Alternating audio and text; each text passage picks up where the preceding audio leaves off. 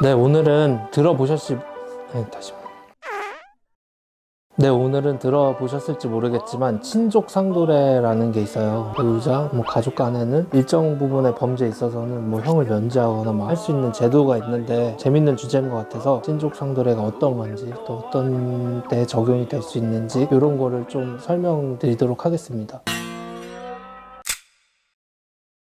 특히 우리나라가 유교권 국가이기 때문에 가족 범위 내에서 무슨 범죄가 일어났다 하면 좀 특수하게 다루는 경우가 많이 있어요. 존속살인 이런 거 있잖아요. 부모를 죽였다면 이건 유교적인 문화에 엄청 반하는 거기 때문에 불을 막심하다 해서 가중처벌을 하기도 하는데, 그렇게 친족 간의 범죄는 조금 특수하게 다뤄질 수가 있는데 그 중에 하나가 친족 상도례예요. 그 법조문을 읽어드리면 직계 혈족, 배우자, 동거 친족, 동거 가족 또는 그 배우자 간의 일정 범죄는 그 형을 면제한다 이렇게 돼 있고, 2항에 보면 제1항 이하의 친족 간에 어떤 일정 죄를 범할 때에는 고소가 있어야 공소를 제기할 수 있다 이렇게 돼 있거든요. 설명을 드리면 직계 혈족이나 배우자, 동거 친족, 동거 가족 또는 그 배우자 간에 일정 범죄는 어떤 범죄를 의미하냐면 대표적으로 절도, 사기, 배임, 횡령 이런 죄들이에요. 근데 그 범죄가 직계 혈족, 배우자, 동거 친족, 동거 가족 사이에서 일어났다고 하면 형을 면제한다는 거예요. 직계 혈족이라는 거는 피로 연결된 관계, 그러니까 나의 아버지나 어머니, 나의 자식 이런 게 이제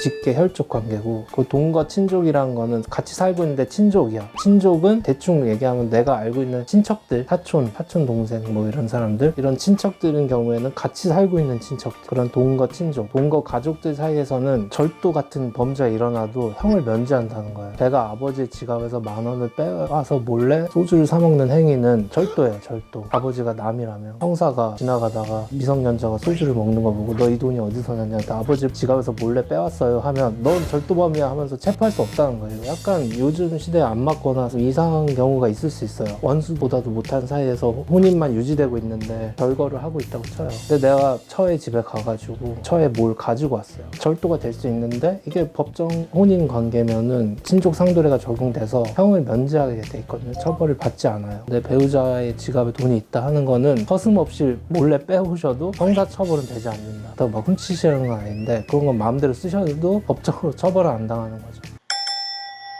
직계 혈족, 배우자, 동거 친족, 동거 가족에 한한 거고요. 직계 혈족이나 배우자는 워낙 가까운 사이이기 때문에 동거 여부와 상관없이 형을 면제하는 건데, 예를 들어 삼촌, 내 사촌 동생 이런 사람들은 그렇게 안 친할 수 있잖아요. 사촌 관계인 것만으로 처벌 못하는 건 안 된다 하니까 그런 사촌의 경우에는 같이 살고 있어야 돼요. 그러니까 주민등록이 같은데 같이 돼 있는 경우에는 적용될 수가 있는 거죠.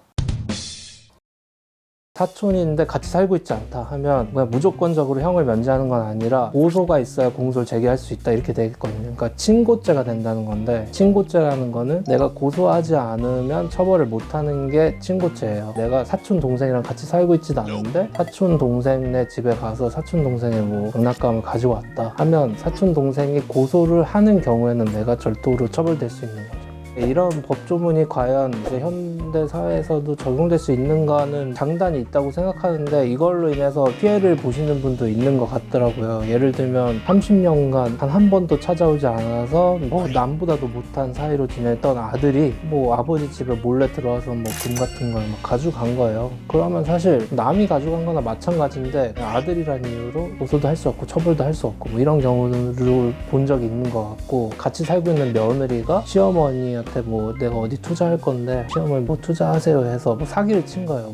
투자 사기죠. 근데 며느리란 이유로 사기로 고소해도 형이 면제되고 이런 경우를 본 적이 있는 것 같거든요. 약간 범위가 너무 넓은 거 아닌가, 저는 그런 생각이 들어요. 예전 유교권에 있을 때 대가족이었잖아요. 20-30명이 같이 살고 이러니까 좀 그런 유대의식이 강했는데, 지금은 사실 소가족이 형성되는 경우가 많고 이 경우에 있어서는 좀 이런 게 적용될 필요도 있는데, 친족이란 이유로 이런 게 적용되는 건 조금 범위가 너무 넓지 않나 이런 생각을 저는 하고 있어요. 근데 이 친족 상도례 배우다 보면 재밌는 판례가 하나 있는데 이거 좀 조심해야 될 게 있어요. 내가 할아버지한테 사기를 친 건데 계좌 이체를 통해서 잘못된 계좌로 입금을 받고 해서 사기를 친 거예요. 계좌 이체 행위를 이용해서 뭔가 편취를 한 경우에는 판사가 이렇게 판단한 거죠. 피해자가 할아버지가 아니라 은행이다. 결국에는 할아버지한테 돈을 돌려줘야 되는 게 은행이 되기 때문에 피해자가 은행에 해당하기 때문에 이거는 친족 상도례가 적용될 수 없다 이런 판례가 있어요. 엄마를 속여가지고 돈을 받고 싶다 하는 경우 경우에는 현금으로 받으셔야지 계좌이체로 받다간 친족 상도례가 적용 안 될 수 있다. 이상한 조언이지만 참고하시면 엄마 돈을 편취하시는 데 도움이 되실 거예요.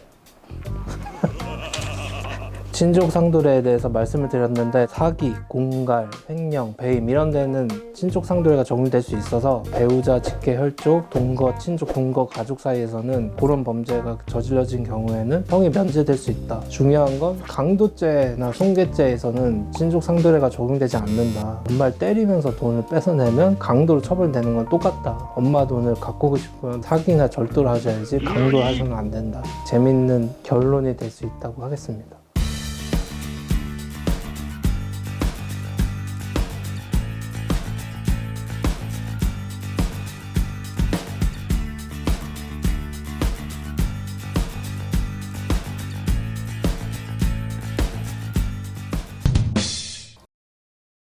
아는 변호사가 없거나 그 변호사가 무뚝뚝하면 저한테 연락 주세요.